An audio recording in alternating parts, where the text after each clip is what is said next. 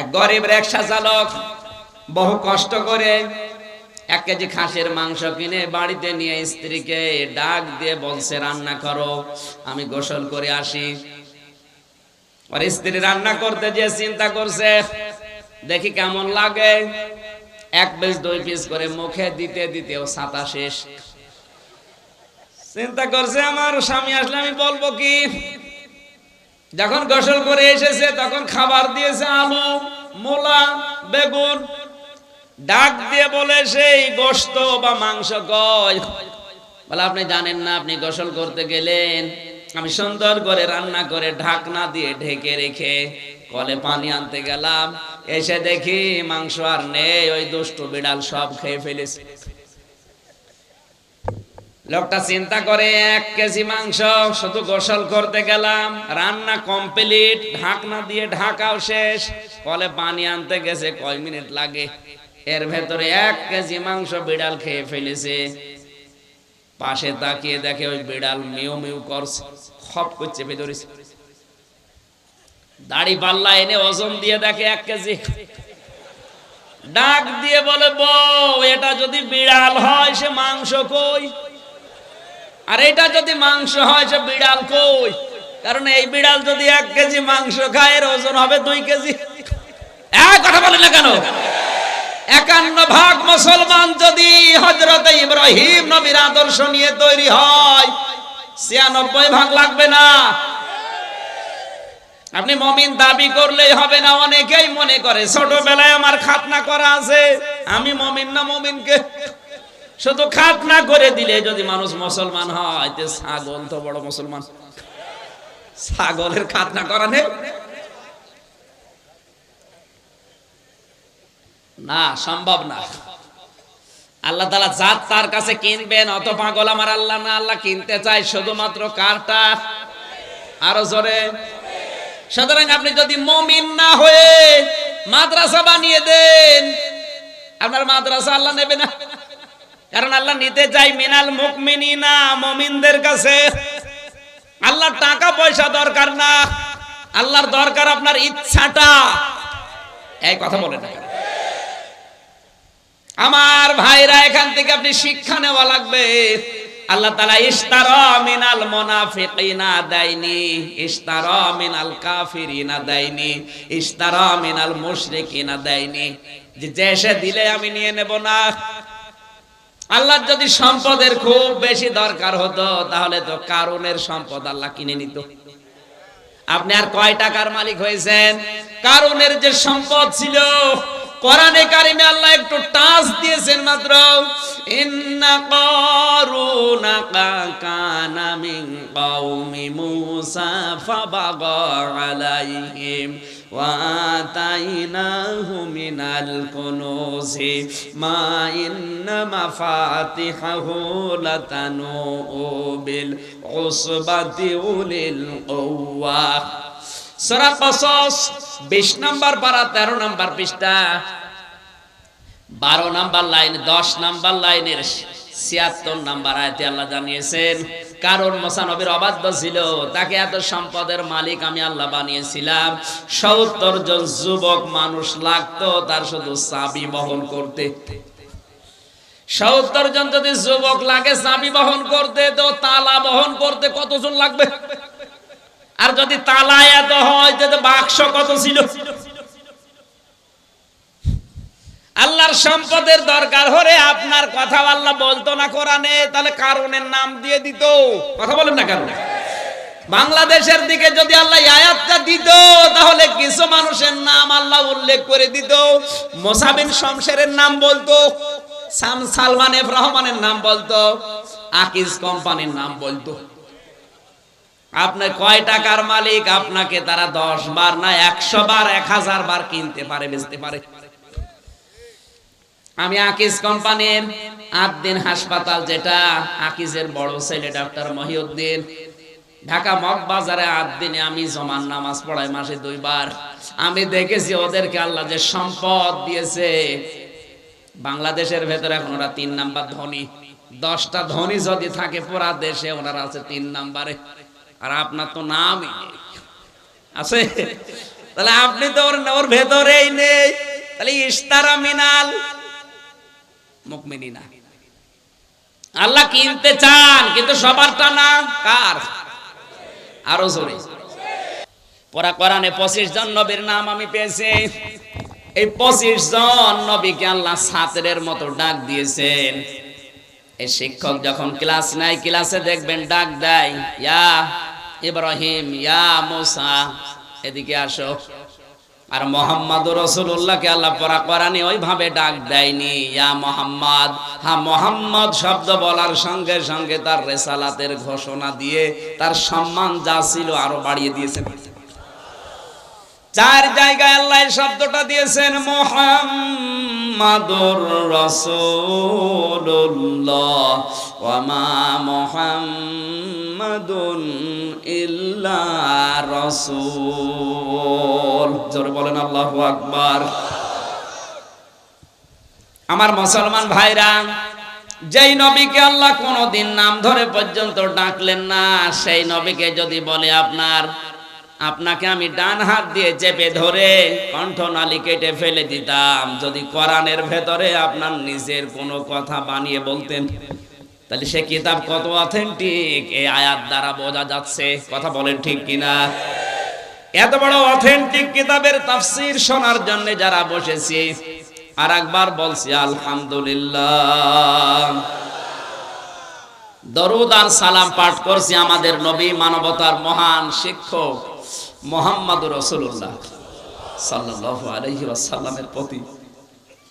কোরআনে কারিমে আমার আল্লাহ নবী সম্পর্কে যত তথ্য দিয়েছেন, সব চাইতে বড় আশ্চর্য লেগেছে আমার কাছে সূরা হুজুরাতের 1, 2, 3 নম্বর আয়াত। আল্লাহ তাআলা বলেন, ইয়া আইয়ুহাল্লাযীনা আমানু লা তারফাউ আসওয়াতাকুম ফাওকা সাওতিন নাবিয়্যি ওয়ালা তাজহারু লাহু বিল কওলি কাজহারি বা'দিকুম লিবা'দিন আন তাহবাতা আমালুকুম ওয়া আনতুম লা তাশউরুন। দিলের কান দিয়ে বোঝার নিয়তে শুনবেন, আমলের নিয়তে। দল মত আমাদের আলাদা থাকতেই পারে, কিন্তু কিয়ামতের দিন নবী যদি সুপারিশ না করে, আমির হামজা না, আব্দুল গাফফার না, আমার বাবাও জান্নাত পাবে না। এই কথা বলেন না কেন? এখানে আয়াতটা একটু ভালো করে খেয়াল করেন। সূরা হুজুরাত 2 নম্বর আয়াত। আল্লাহ তাআলা বলেন, ওহে যারা ঈমানের দাবি করো তাদেরকে বলছি, কখনো তোমাদের মুখের আওয়াজ যেন আমার রাসূলের মুখের আওয়াজের উপরে ওঠে না ওঠে। আমার রাসূলের কণ্ঠের উপরে যদি তোমাদের কোন কণ্ঠ কোনদিন উপরে ওঠে, পরস্পরে যেভাবে কথাবার্তা বলো, এইভাবে যদি আমার রাসূলের কথার উপরে তোমাদের গলার আওয়াজ চলে যায়, তোমাদের যত আমল ছিল দুনিয়ায় আমি আল্লাহ সব আমলগুলো ধ্বংস করে দেব, নষ্ট করে দেব। তোমরা টেরও পাবে না কখন তোমাদের আমল নষ্ট হয়ে তোমরা আমল শূন্য হয়ে গেছো। এই আয়াতটা নাযিল হওয়ার পর থেকে হযরতে ওমরের এত দারাজ কণ্ঠ ছিল, কিন্তু নবীজির সামনে আসলে কমপক্ষে 3 বার কথা না বলার পরে নবীজি তার কথা শুনতে পারতেন না। এত বড় দারাজ কণ্ঠের লোক যদি 3 বার বলার পরে নবীজি শুনতে পান, আমাদের কণ্ঠ কি আর আমাদের আওয়াজ কি? নবীজি এখন নেই, তার গলার উপরে আপনার আওয়াজ, তার মানে কি? এই শব্দের বাস্তব ব্যাখ্যা হবে, পৃথিবীতে নবী নেই কিন্তু নায়েবে নবী আছে। আল উলামা ওয়ারাসাতুল আম্বিয়া।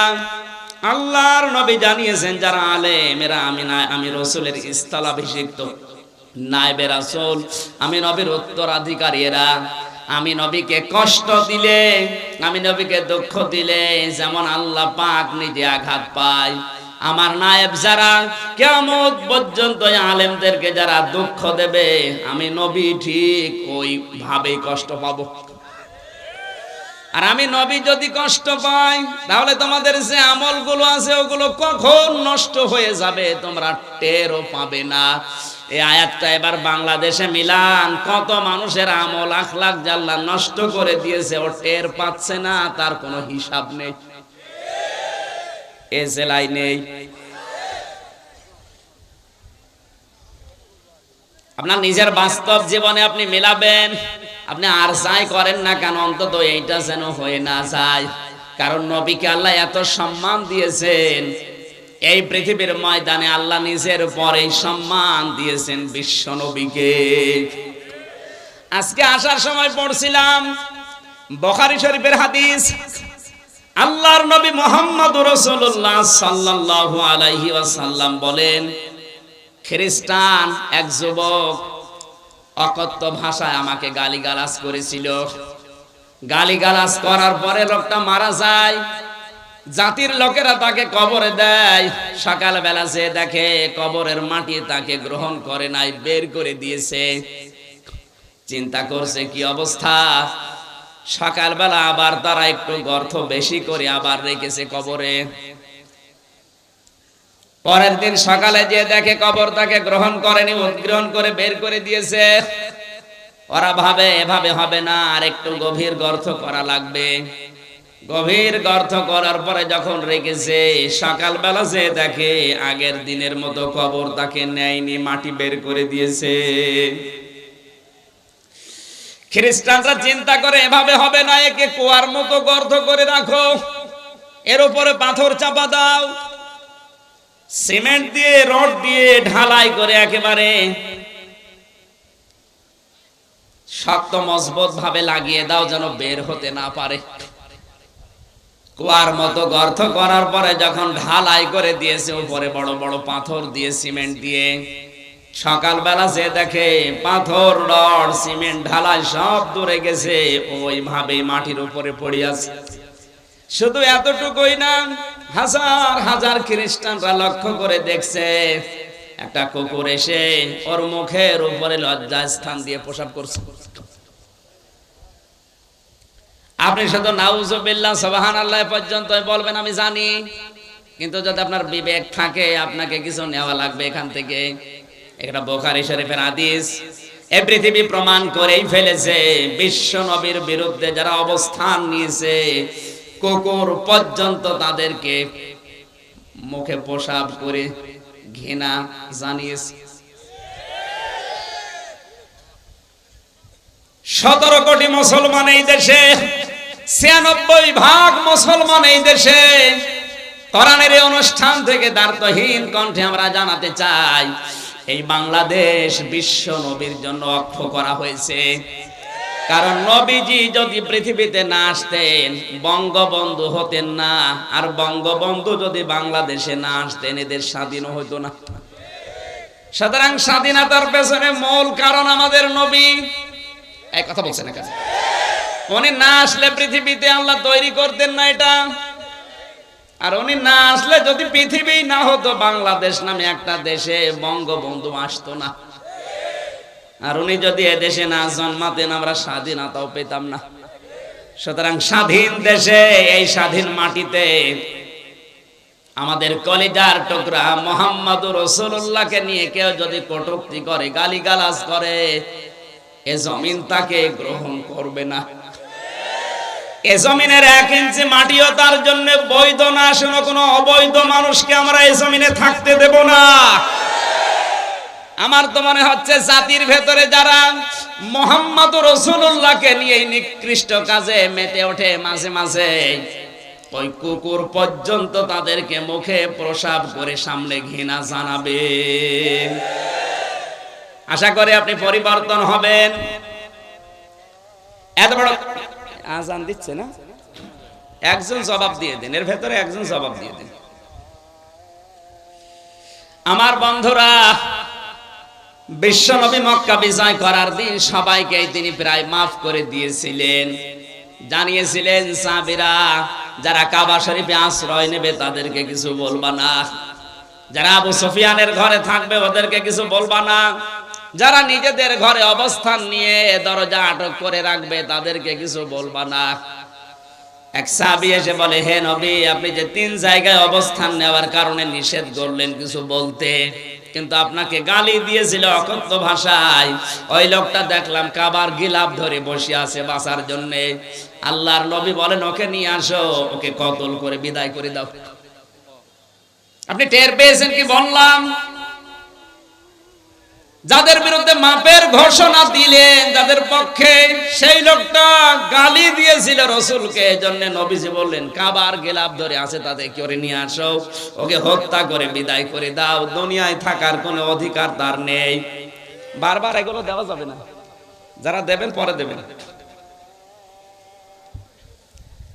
আমার বন্ধুরা, আপনার বিবেক যদি থাকে আপনি এখান থেকে আশা করছি কিছু নিয়ে যাবেন। আমাদের জননী প্রধানমন্ত্রী শেখ হাসিনা আজকে ঘোষণা দিয়েছেন দাড়িওয়ালা টুপিওয়ালা মানুষ দেখে কেউ আজেবাজে মন্তব্য করবেন না। এই দাড়ি টুপি কি আমির হামজার? রাসূলের। কার? উনি রাসূলের প্রতি সম্মান দেখিয়েছেন। ওনার জীবনে যদি কিছু কবুল না হয় অন্তত এই কথাটা কবুল হবে। কারণ বিশ্বনবীর পক্ষে পৃথিবীতে যে যা করেছে আল্লাহ কাউকে মাহরুম করেন নাই, কিছু না কিছু দিয়েছেন। নবীজির আপন চাচা আবু লাহাব, এই লোকটার মতো নবীকে কষ্ট দিয়েছে পৃথিবীতে আমি আর কাউকে পাইনি। কারণ তার পুরা জীবন পড়ে দেখেছি, সব চাইতে বেশি কষ্ট দেওয়ার কারণে আল্লাহ তার নাম ধরে একটা সূরা দিয়েছেন, সূরা লাহাব। কোন সূরা?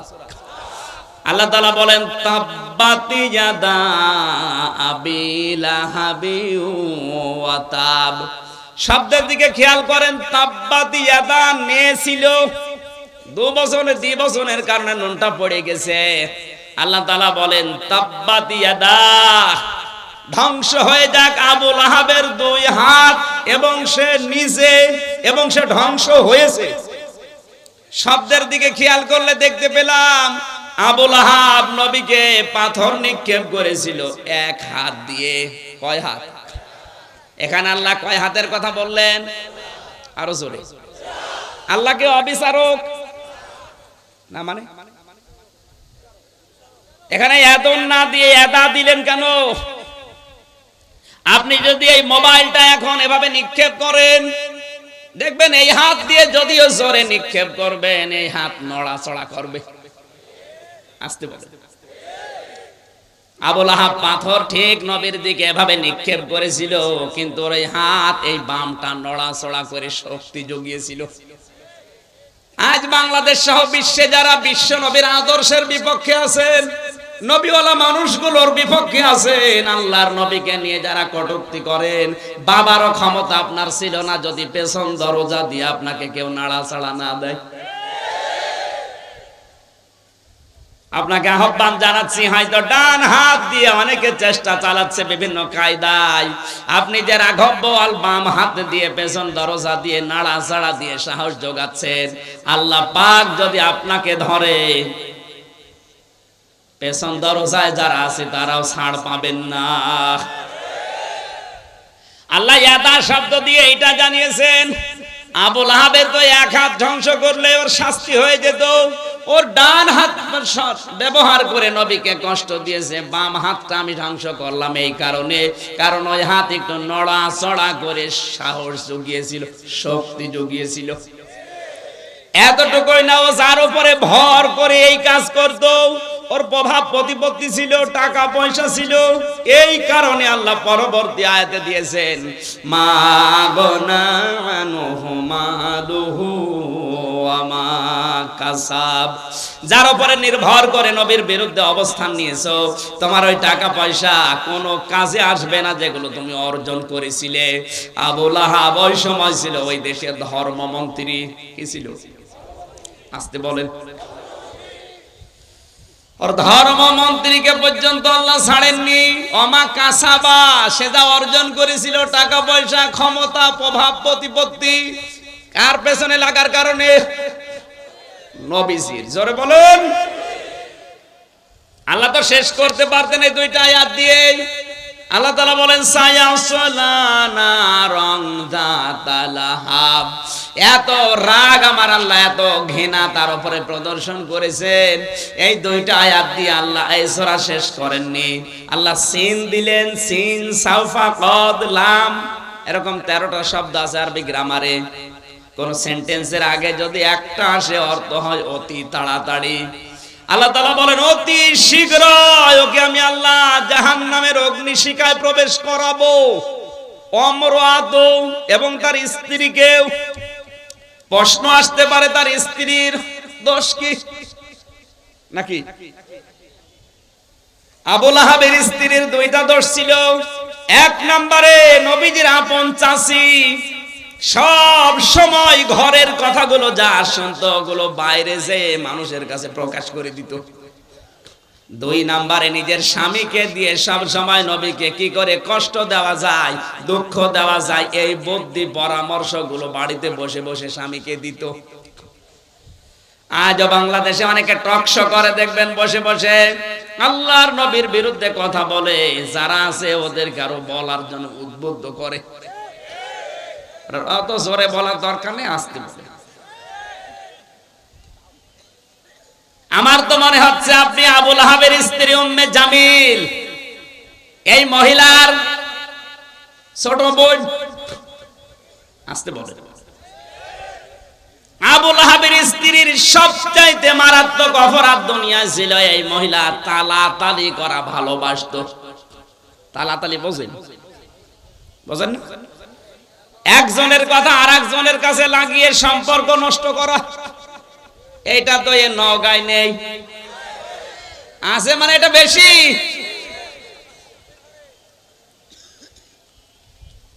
আব্দুল গাফফার ভাইয়ের সাথে অনেকের হয়তো মিল নেই, খোঁজ খবর নিয়ে দেখবেন, কাছে যে দেখবেন বিষয়টা কিছু না, শুধু তালাতালির কারণে সম্পর্ক দূরত্ব হয়ে গেছে।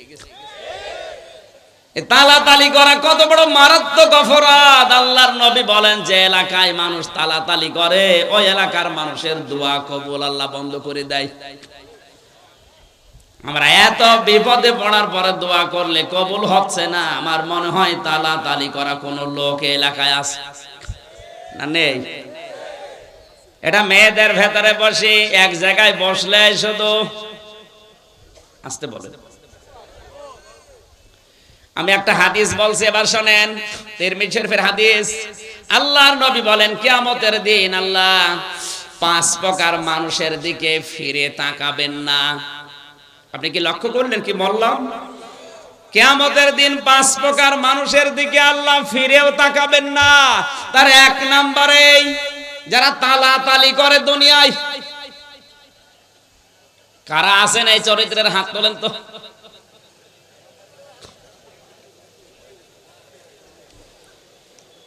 এই খেয়াল করেন, মুসা আলাইহিস সালামের জামানায় অনেকদিন বৃষ্টি বন্ধ ছিল। হযরতে মুসা উম্মতগুলোকে নিয়ে চাটিয়াল ময়দানে গেলেন। নামাজ পড়ার পরে দোয়া করলেন, আল্লাহ তুমি আমাদেরকে বৃষ্টি দাও। 3বার মোনাজাত করার পরে বৃষ্টি হয় না। মুসা নবী রাগী নবী ছিলেন, তিনি রেগে গেলেন।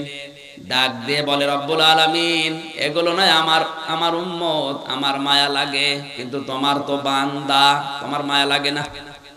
আল্লাহ তাআলা বলেন, মুসা মায়া লাগে তো বৃষ্টি দাও না কেন? দেব না।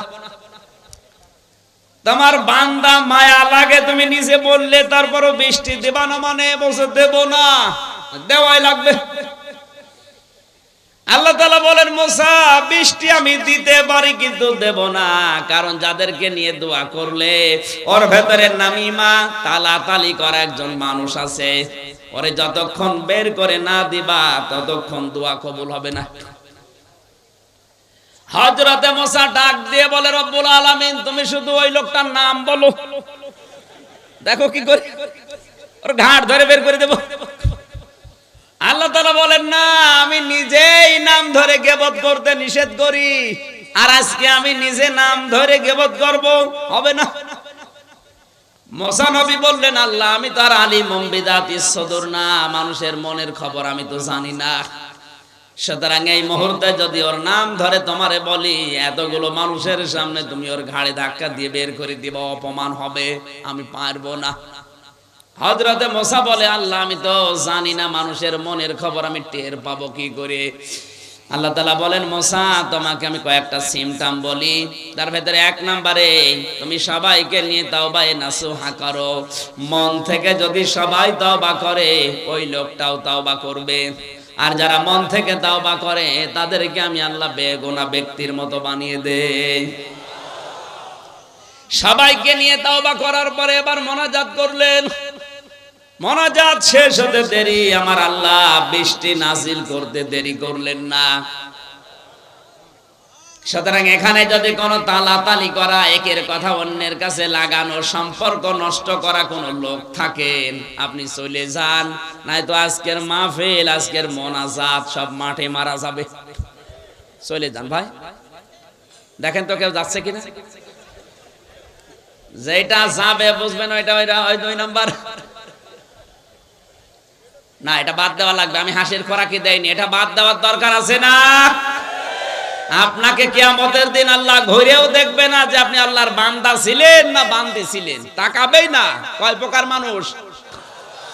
এক নম্বরে যারা এই তালাতালি করে, কিছু দেওয়ার পরে খোঁটা দেয়। 2 নম্বরে যারা অহংকার করে টাকনুর নিচে কাপড় পরিধান করে। বিজ্ঞান এখন তথ্য দিয়েছে 1500 বছর আগের এই হাদিসটা, মাস ফালা মিনাল কাবাইনি মিনাল ইজারি ফিন্নার। তোমার টাকনুর নিচে লুঙ্গি পায়জামা প্যান্ট দ্বারা যেগুলো ঢাকা থাকবে ওইটা জাহান্নামে না চলে জান্নাতে আসবে না। কেন বললেন? নবীজির এই কথাকে বিজ্ঞান পরীক্ষা করে দেখেছে, মানুষের এই টাকনুর নিচে যে ছোট্ট একটা রগ আছে ওটা খুব মোলায়েম। ওটা যদি বারবার, এটা মেয়েদের পুরুষের কিন্তু আবার আলাদা। পুরুষের ক্ষেত্রে এই জায়গাটা আলো বাতাস লাগা দরকার। এই যে রগটা যদি বারবার আপনার লুঙ্গি প্যান্ট পায়জামা দ্বারা বারবার ওখানে ঘর্ষণ লাগে, তাহলে প্যারালাইসিস হওয়ার অথবা ক্যান্সার হওয়ার সম্ভাবনা আছে। বিজ্ঞান এই ছোট্ট হাদিস গবেষণা করে অনেকে আজ মুসলমান হয়ে গেছে। আশা করছি আপনি হাদিসটা আমল করবেন, শুধু নামাজের সময় না, সব সময় না, নামাজের সময়। 3 নম্বরে যারা বৃদ্ধ জিনাখোর, বুড়ো জিনাকারী, এটা এখন বাংলাদেশে দিন দিন বেড়ে যাচ্ছে। যুবক মানুষ নাকি খেপে গেলে তারে ঠেকানো যায় হাদিস কোরআন বলে, আর বুড়ো মানুষ খেপলে নাকি ওরা বাঁশ মেরেও ঠেকানো যায় না। বাংলাদেশে আজ হাজারো জায়গা থেকে আমরা মেয়েদের কান্নার আওয়াজ পাচ্ছি। যাদের রুম থেকে কান্নার আওয়াজ আসে যুবক মানুষ না, দেখবেন বুড়ো মানুষ। আসতে বলেন। আজকে দিনাজপুরের ডিসির নাম বেরিয়েছে, জামালপুরের ডিসির কথা নয়, বাদই দিলাম। এগুলো কি যুবক না বুড়ো? আসতে বলেন। এজন্য আমার যতটুকু ধারণা, আমার যতটুকু মনে হয়, এই দেশে যাদের সম্পদ আছে, ধনী মানুষ, ওর একটা বিয়ে করলে হবে না, ওর কমপক্ষে 3-4টা বিয়ে করা লাগবে, তাও হবে না। না, এদেশে যদিও সামাজিক অবস্থা এটা নেই, একটার বেশি 2টা বিয়ে করলে মানুষ উল্টা চোখে দেখে। কথা বলেন না কেন? আব্দুল গাফফার সাহেবকে আল্লাহ যা দিয়েছে, যে সম্পদ, যে ক্ষমতা, যে প্রভাব প্রতিপত্তি, একটা বিয়ের পরে যদি 2টা বিয়ে করে আমরা অনেকেই মনে করব নষ্ট হয়ে গেছে। ওনার দ্বারা এখন কিন্তু একটা না, আমার মনে হয় একটা বউ থাকে ঢাকায় আর একটা নজিপুরে থাকা দরকার। এ কথা বলছেন না? আজ হাজারো ধনী মানুষের চরিত্রগুলো আপনি লক্ষ্য করে দেখবেন, এদের যে চরিত্র, কিয়ামতের দিন আল্লাহ এদের দিকে তাকাবে না, কারণ অধিকাংশ বুড়ো মানুষ জিনাখোর। 4 নম্বরে অহংকারী ফকির। ফকির আবার অহংকারী হয়? আছে। ফকির অহংকারী বলতে এখানে কি বুঝলেন হাদিস? এই ফকির মানে যারা ভিক্ষা করে এই ফকির না, এই ফকির হচ্ছে পৃথিবীর সব বান্দা বান্দি আমার আল্লাহর কাছে ফকির। আমার ভাইরা, আল্লাহ রাব্বুল আলামিনের তুলনায় আমরা যারা পৃথিবীতে আছি, আল্লাহ বর্ণনা দিয়েছেন আল্লাহুল গনিয়্যু ওয়া আনতুমুল ফুকারা। হে পৃথিবীর মানুষেরা, আমি আল্লাহ শুধুমাত্র ধনী, তোরা সব ফকির। আল্লাহর তুলনায় আমরা কি? আরো জোরে। শুধু ফকির না, ফকিরের ঘরের ফকির। ফকির না আমরা? এই জন্য ফকির যারা আমরা, আমাদের অহংকার সাজে না। কি হনু রে, হনুমান হয়ে গেছে। অহংকার যাদের ভেতরে পয়দা হয়, এটা দূর করা লাগবে, নয়তো কিয়ামতে আপনি আল্লাহর নজর পাবেন না। শেষ নাম্বারে আল্লাহর নবী বলেন, কিয়ামতের ময়দানে ওই মানুষগুলোর দিকে আমার আল্লাহ তাকাবে না যারা, এটার বলার দরকার নেই, পৃথিবীতে যারা মিথ্যাবাদী প্রেসিডেন্ট, মিথ্যাবাদী যারা প্রধানমন্ত্রী, এদের দিকে আল্লাহ কিয়ামতের দিন তাকাবে না। এটা এই দেশে নেই, যে দেশে আছে ওই দেশে গেলে আমি বলবো। সুতরাং এই 5 প্রকার মানুষের নাম আমি হাদিসের ভেতরে পেয়েছি, তিরমিজি শরীফের হাদিস। আমরা যারা এর ভেতরে পড়ে না যাই, জোরে বলেন আমিন। আমার বন্ধুরা, তালাতালি করা লোক যারা আছেন, চরিত্র পাল্টান। এটা আবুল আহাবের স্ত্রী উম্মে জামিলের চরিত্র। এটা মেয়েদের ভেতরে যেহেতু বেশি সম্মানিতা মা বোনেরা, নবীজি মেরাজের রাত্রে জাহান্নামে মেয়েদেরকে বেশি দেখেছেন 2টা কারণে। 1 নম্বরে, মেয়েরা বিনা কারণে স্বামীর হুকুম ছাড়া এক বাড়ি থেকে আরেক বাড়ি সে গল্প করে। সে গল্প কোরআন হাদিসের না, শুধু তালাতালি আর স্বামীর বদনাম। এরকম বউ আছে কার? হাত তোলেন তো। আলহামদুলিল্লাহ, এলাকায় এরকম মহিলা নেই। আবুল আহাবের কথা বলছিলাম। বিশ্বনবী মুহাম্মদ রাসূলুল্লাহর পেছনে এত বেশি লেগে থাকার কারণে আল্লাহ পাক তার নামে সরাসরি সূরা নাজিল করেছেন। কথা বলেন ঠিক কিনা? তার চাইতেও ভয়ঙ্কর তো কাফের ছিল, কিন্তু তাদের নামে তো আল্লাহ সূরা দেয়নি। যেমন আবু জেহেল, উতবা, শাইবা, মুগীরা, তাদের নামে কিন্তু আয়াত আছে, সূরা নেই। ওয়ালিদ ইবনে মুগীরার নামে একটা আয়াত আল্লাহ দিয়েছেন, সূরা কলমের 13 নম্বর আয়াত, উতুল্লিম বাদা যালিকা জানিম। এতটুকু শেষ। কিন্তু এই লোকটার নামে সরাসরি আমার আল্লাহ কোরআনে কারিমে আয়াত দিয়েছেন, সূরা পর্যন্ত নাযিল করলেন। আবু জেহেলের নামে একটা আয়াত আছে মাত্র সূরা আলাকে, কিন্তু আয়াত সূরা নেই। আর এই লোকটার নামে আয়াত না সূরা? বলেন, এত বড় একটা সূরা আল্লাহ তার নাম দিয়ে, তার স্ত্রীর নাম দিয়ে নাযিল করলেন। তার মানে আল্লাহর কাছে আবু জেহেলের চাইতে আবু লাহাব আরো ঘৃণিত, নিকৃষ্ট। বলেন, অথচ এই লোকটা মারা যাওয়ার পর প্রত্যেক সোমবারের দিন শুধু এই 2টা আঙ্গুল, এই শাহাদত আঙ্গুল আর এই পাশেরটা মুখের ভেতরে নিয়ে যে চোষা মারে, ওর ভেতরে শরবত আমার আল্লাহ জারি করে দেয়। তাফসীরের কিতাবে দেখলাম, কেন এত বড় অপরাধীকে আমার আল্লাহ এই শান্তি কেন দেয়?